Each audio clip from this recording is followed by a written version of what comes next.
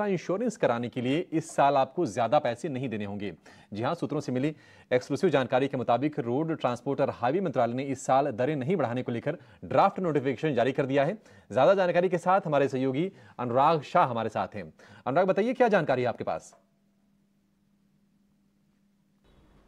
Road transport ministry के द्वारा वित्त वर्ष 2023-24 के अंदर जो थर्ड पार्टी मोटर इंश्योरेंस के प्रीमियम में बदलाव नहीं किया गया है प्राइवेट कार और टू व्हीलर सेगमेंट के अंदर, और जो थ्री व्हीलर ऑटो है वहां पर करीब 7% के प्रीमियम में कम करने का प्रस्ताव दिया गया है। और हैवी गुड्स व्हीकल यानी थ्री व्हीलर्स के अलावा जो कमर्शियल गाड़ियां होती है वहां पर भी बदलाव को प्रस्तावित नहीं किया गया। जो ड्राफ्ट नोटिफिकेशन जारी किया गया है वहां पर एक साल के लिए अगर प्राइवेट कार एक साल का जो प्रीमियम है प्राइवेट कार का 1000 सीसी से कम की गाड़ी है तो 2094 रुपये रखा गया है। 1000 से 1500 सीसी की गाड़ी का 3416 और प्राइवेट कार 1500 सीसी से ज्यादा पर 7897 रुपये। इसी तरह से टू व्हीलर अगर 75 सीसी से कम है तो वहां पर एक साल का प्रीमियम थर्ड पार्टी 538 रुपये, टू व्हीलर 75 से 150 सीसी है तो 714 रुपये। और गुड्स व्हीकल के प्रीमियम में भी बदलाव नहीं किया गया। पिछले साल यानी वित्त वर्ष 2023 का ही प्रीमियम रखा गया है। जो नई गाड़ी खरीदी जाती है जहां पर एक मुश्त प्रीमियम दिया जाता है, टू व्हीलर के लिए 5 साल और फोर व्हीलर के लिए 3 साल, उस प्रीमियम में भी कोई बदलाव नहीं किया गया है। तो रोड ट्रांसपोर्ट मिनिस्ट्री ने हाल ही में बताया था कि देश के अंदर 31 करोड़ से ज्यादा व्हीकल है और इन सब व्हीकल्स के लिए मोटर थर्ड पार्टी इंश्योरेंस जरूरी है। अगर कोई भी गाड़ी सड़क पे चल रही है तो उसके लिए मोटर थर्ड पार्टी इंश्योरेंस होना जरूरी है।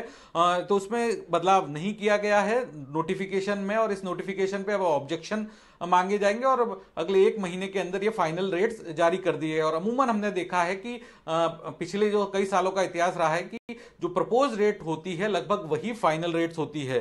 तो ये इंश्योरेंस कंपनियां इसमें 10 से 15% की बढ़ोतरी मांग रही थी, क्योंकि जिस तरह से उनका क्लेम एक्सपीरियंस रहा है तो इंश्योरेंस कंपनियों ने अपने प्रपोजल में 10 से 15% की बढ़ोतरी मांगी थी। पिछले साल भी 6 से 23% की बढ़ोतरी हुई थी, क्योंकि जो मोटर टीपी सेगमेंट है वो ओवरऑल नॉन लाइफ सेगमेंट का 20% हिस्सा जो है वो मोटर टीपी से आता है। 2.5 लाख करोड़ की इंश्योरेंस इंडस्ट्री है नॉन लाइफ इंश्योरेंस इंडस्ट्री, तो उसका करीब करीब 20% 50,000 करोड़ का जो प्रीमियम है वो मोटर थर्ड पार्टी से आता है। 2 लिस्टेड कंपनियों की हम बात करें, न्यू इंडिया एश्योरेंस और आईसीआईसी लोम्बार्ड, तो वहां पर भी आईसीआईसी लोम्बार्ड का कुल प्रीमियम जो है उसका 21% मोटर थर्ड पार्टी का है और न्यू इंडिया एश्योरेंस के भी कुल प्रीमियम का 17% जो हिस्सा है वो मोटर थर्ड पार्टी इंश्योरेंस के जरिए आता है।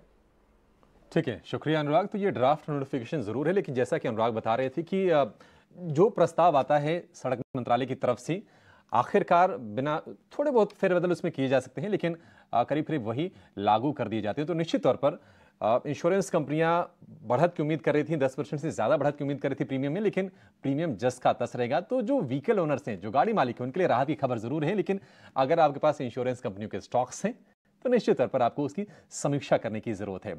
सौरभ जी, हम देख रहे हैं कि अगर हम पिछले महीने भर में देखें तो इंश्योरेंस स्टॉक्स में हम अगर आप आईसीआईसीआई प्रूडेंशियल को देखेंगे तो करीब करीब 20 से 25% की अच्छी जंप है। अगर हम न्यू इंडिया एश्योरेंस को देखेंगे तो वहां पर भी, हालांकि सरकारी शेयर है, बहुत तेज नहीं चलता है, वहां भी तेजी हमने देखी है।